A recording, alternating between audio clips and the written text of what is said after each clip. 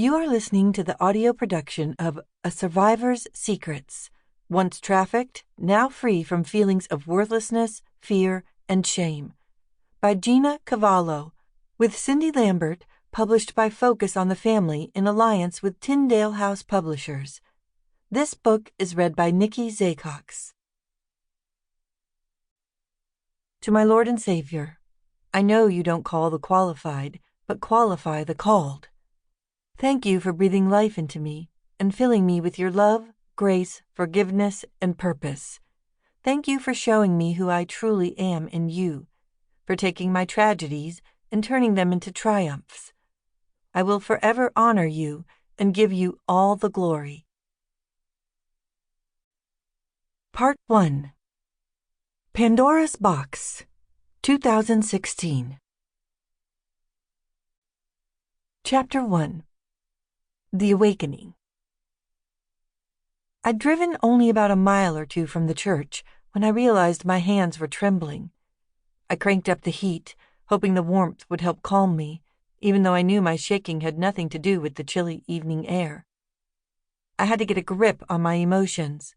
Panic, grief, horror. They had crashed through the wall that had held them back for so long. I shook my head to break free of them, but I could still feel them pulsing through my veins. Had I known that attending my church's redemption and recovery group was going to rip open such old wounds, would I have started attending several weeks before? I had squirmed through the first few meetings, listening as others in the group shared their painful past experiences with trauma, alcohol, addiction, abuse, and the like. Yet, in spite of my discomfort, I'd kept returning to the meetings, unable to resist the raw honesty of the people in my small group and the intensely personal way some of them were talking about Jesus. Maybe I felt a yearning to relate to Jesus the way they did, or maybe it was a desire to connect with others on such a transparent level. Maybe the dark, hidden trauma of my past was aching to finally be exposed to the light. Or could it be that R&R might help free me from the pain of my past? Oh, how I longed for that freedom. Well, whatever is drawing me back, I don't need it if it's going to make me feel like this. My heart was pounding so hard that I was finding it difficult to catch my breath. I'm a mess. I'd come to Redemption and Recovery to serve coffee only as a way to support my son-in-law, the pastor, in the new ministry he'd launched at our church in the fall of 2016. In fact, when he'd first mentioned the new program, he'd invited me to attend as a participant. "Hey, Mom," he said, "why don't you join one of the women's recovery groups?" I immediately got defensive.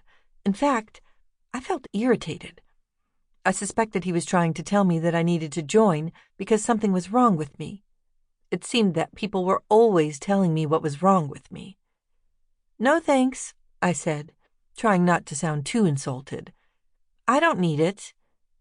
At the time, I thought that R&R was only for people who struggled with alcohol and drugs, and those struggles were many years in my past.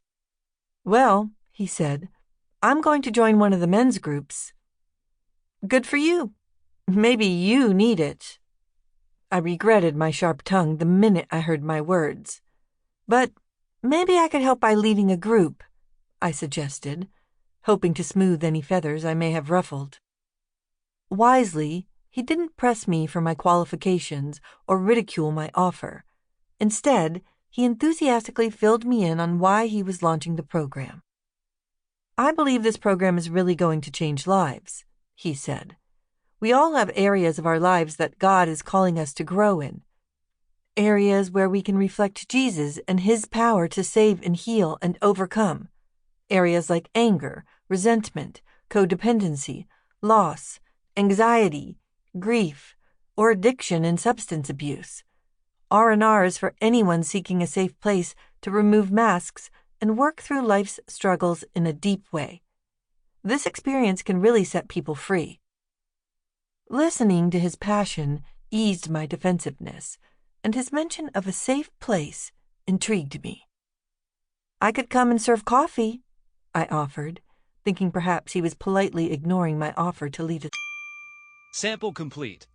Ready to continue?